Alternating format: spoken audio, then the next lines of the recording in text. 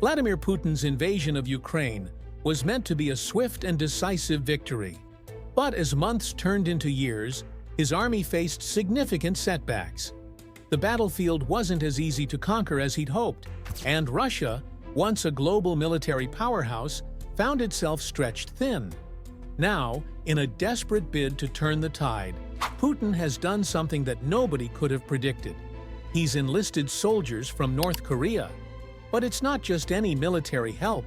North Korean troops are being disguised as Russian soldiers, hoping no one will notice the deception. And it's not just the Russians who are worried. Some of these North Korean soldiers are reportedly defecting, choosing to join Ukraine's side even before they ever fired a shot for Russia. Could this be Putin's final misstep? One that ends up arming his enemy instead?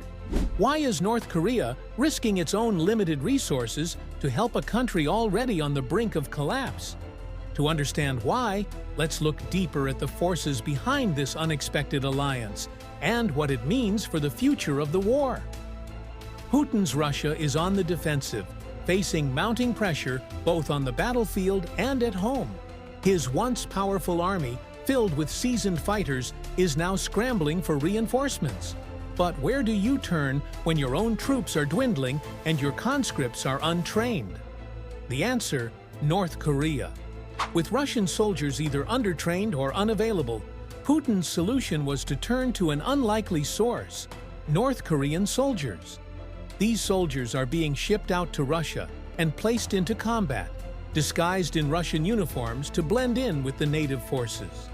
It's a strategy that speaks to just how dire the situation has become. But there's a twist. Some of these North Korean soldiers have apparently had enough of the Russian military and are defecting to Ukraine before they even get a chance to fight. It's a move that raises eyebrows. Could this be the beginning of a crack in Putin's fragile alliance? What does this mean for the future of Russia's war in Ukraine? Why would North Korea get involved in a war thousands of miles away, fighting for a country with its own struggles? The answer lies in the long-standing relationship between North Korea, Russia, and China. North Korea, heavily dependent on Russian and Chinese support, has been given military aid and economic resources in exchange for its loyalty. But it's not just about military alliances. North Korea, isolated from the rest of the world, needs a strong Russia to keep its enemies at bay and maintain its global relevance. The North Korean regime has long relied on Russian-supplied weapons, and its artillery and ballistic missile production capabilities are among the most advanced in the region. In exchange for sending its troops to fight in Ukraine, North Korea may be receiving much-needed resources, such as food supplies and other critical items. By helping Russia, North Korea ensures its survival and strengthens its bargaining position on the world stage. But as the situation in Ukraine escalates, what happens when that help turns into a major liability? While Russia struggles, NATO has been pouring billions into Ukraine.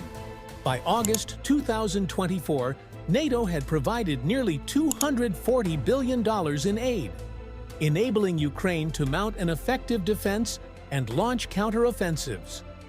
Russia's losses are mounting with the failure of its summer push into Kyiv and the collapse of its T-14 Armata tanks against Ukraine's drone tactics. Putin's threats of nuclear escalation have done little to stop Ukraine's progress. Russia, it seems, is outmatched and increasingly desperate for help. The Russian military is in trouble. While Putin's seasoned soldiers are in short supply, conscripts who receive minimal training are being thrown into battle. But Russian military law prevents conscripts from fighting abroad, leaving them largely unprepared for the front lines. As Russia struggles to reclaim lost territory, the need for reinforcements becomes urgent. Enter North Korea, sending troops to fill the gaps. But will these poorly trained soldiers make a difference, or will they be another liability for Putin? North Korea's role extends beyond just sending soldiers. The country has ramped up its artillery production to supply Russia, sending over 9,000 artillery shells in just 6 months. Russian artillery, one of its few remaining advantages, is critical in holding occupied territories and slowing Ukrainian advances. Without North Korea's support, Russia would struggle to keep its artillery forces operational.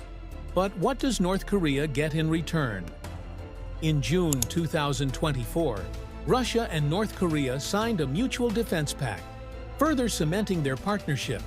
Reports suggest up to 12,000 North Korean soldiers are now deployed to Russia, especially in defense of border regions. This move underscores Russia's increasing reliance on North Korea, but can North Korean troops really turn the tide? With limited combat experience and outdated equipment, these troops are hardly the reinforcements Russia was hoping for. North Korea's military is stuck in the past, relying on Soviet-era equipment and outdated tactics. While the country has a large standing army, the soldiers lack the modern training needed for contemporary warfare. These troops, though numerous, may struggle to make a real impact in a modern battlefield like Ukraine. The truth is, North Korean soldiers may end up being just another burden for Russia's already strained military. North Korean soldiers are under strict surveillance, with their families held hostage to ensure their loyalty. But despite the risks, some soldiers are defecting. The promise of higher wages and the chance to escape the oppressive regime is enough to tempt some to flee. For these soldiers, defecting to Ukraine isn't just about survival, it's about opportunity. But can they truly escape? Or are they trapped in a game with no winners? North Korean soldiers are already in the Kursk region, facing off against Ukraine's well-trained forces. The reality is that these poorly trained soldiers are struggling to keep up with Ukraine's superior tactics.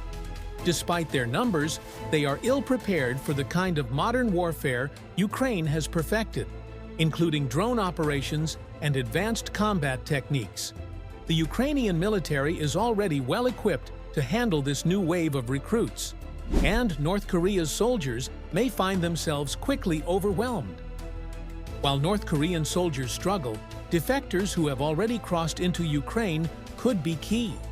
These defectors could provide valuable intelligence and act as psychological weapons against Russian forces.